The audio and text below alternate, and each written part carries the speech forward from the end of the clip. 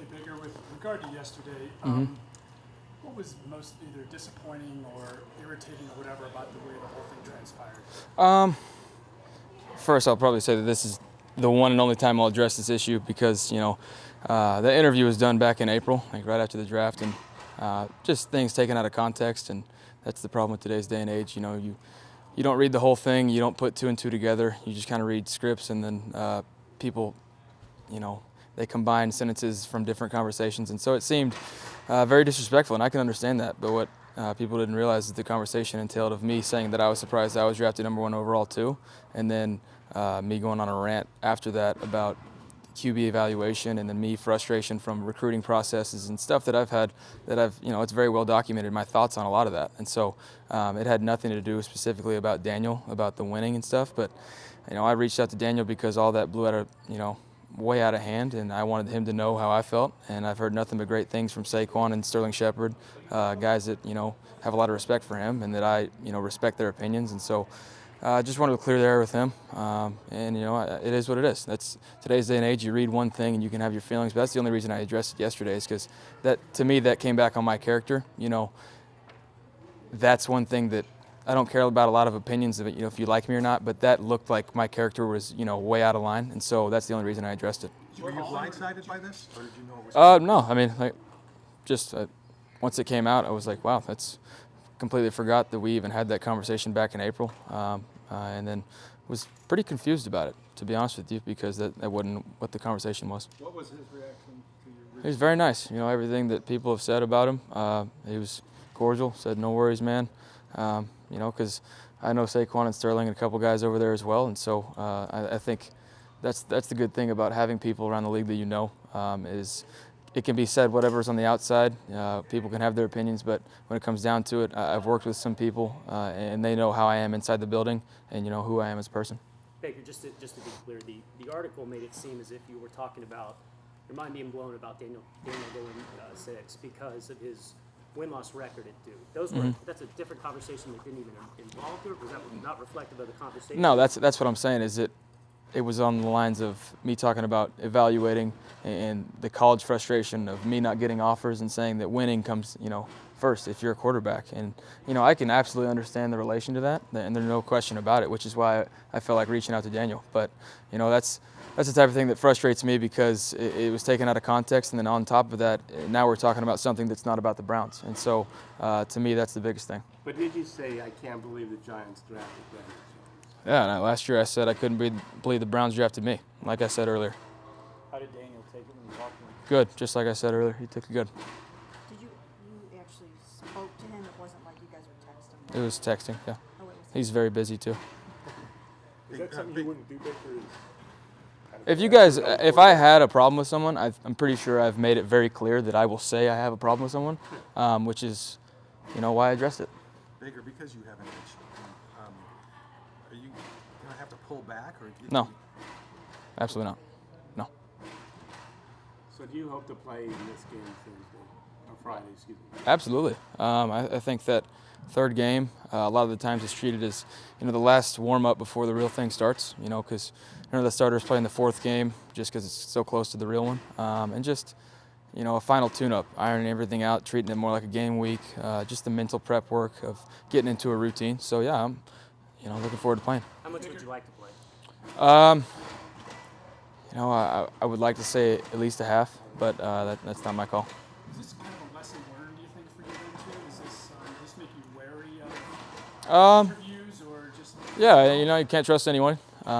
So, it's taken out of context, but at the same time, that was back in April, which is why, it's astonishing that it's that big of a deal right now. So why do you agree to do it? He did the same thing with Jalen Ramsey, supposedly.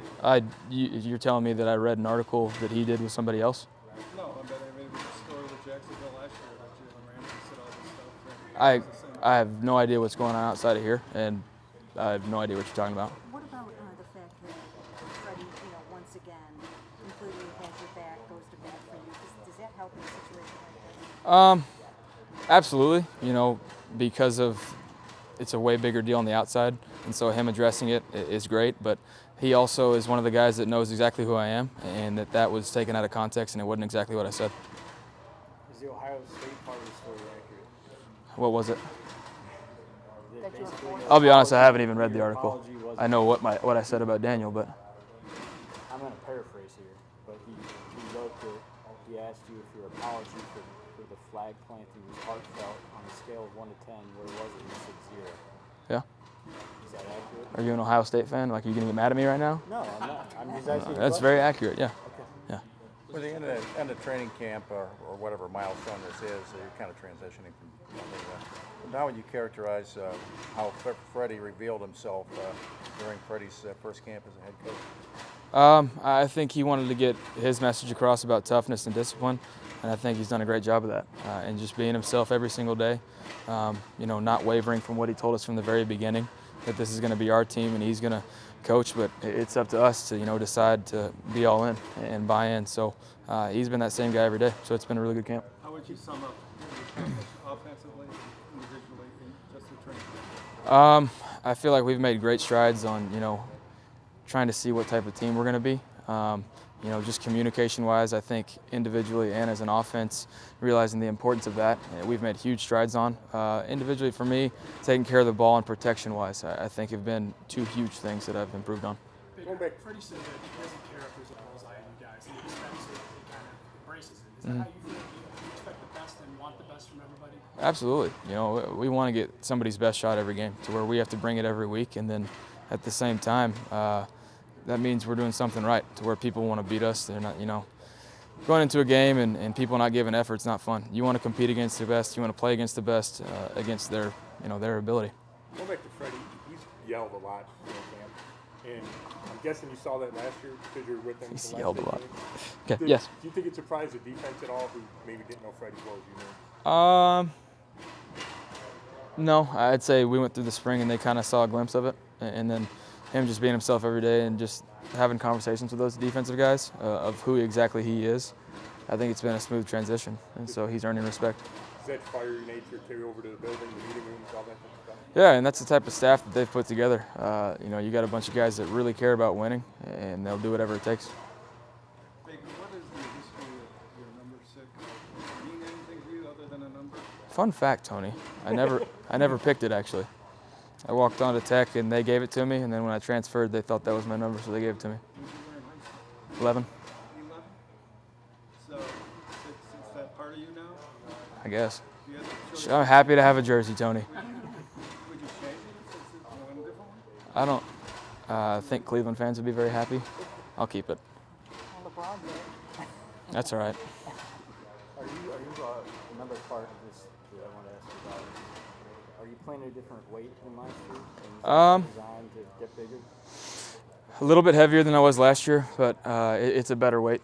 I feel like, clean my diet up. Just being able to treat this off season and coming into this year, not having to do combine training and being able to focus on football-related things, I think I feel good. And as long as I'm still able to move around, if I can add a little muscle mass, to protect myself, it's good.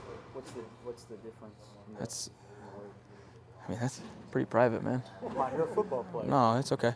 You keeping the mustache after training camp? To be determined. If training camp is over and you accomplish what you said, what's the unfinished business then? Playing a real game, That's it. winning the first one.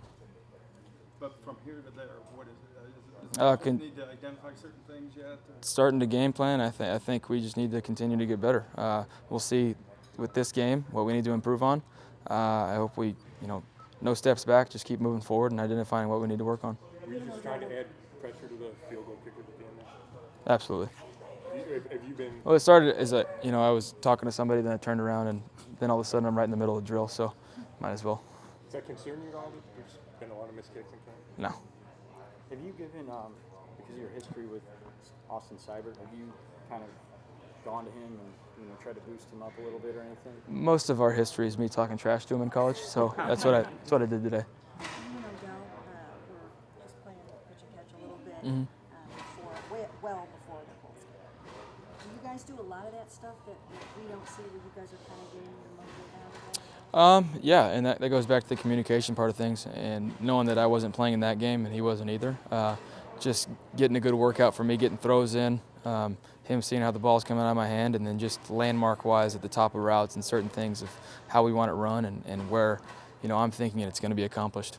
How much would it help to, you said you wanted to play, up to half, to have the main guys you're going to be playing with during the season out there as well? That'd be great, but that's also not my call, and like I said after the first one, it's a next man up mentality, and no matter who we have out there, we got to be able to go out there and do our job and expect those guys to be in the right spots at the right time. Yeah, I had no idea it happened until I walked in the locker room right before practice. A guy that I've heard a lot of great things about. Jalen Strong, spent some time with him as well, so looking forward to building a relationship with him. When a quarterback switches positions, do you kind of marvel at that? Yeah, that I'm not athletic enough to do it. No, he's a special player. That's why he's still playing. So for him to be able to do that and have success, it's pretty neat. Is there one guy on offense that you look back at this camp and you say, you're surprised that he got to where he's at? Me? I don't know. No, we got a bunch of guys that have worked really hard and have earned their way here. I think, up front, we got a bunch of guys that was around them last year, and then seeing Cush and Corbett and some of these guys battle it out. It's been a test of character so far. And then out wide, the challenging part is bringing talent into the room and, upping the standards. So very happy with where the guys are at right now, but nobody surprised me. Does John Dorsey talk to you at all about how you feel about any of the receivers? For instance, he's going to have decisions to make about who he keeps.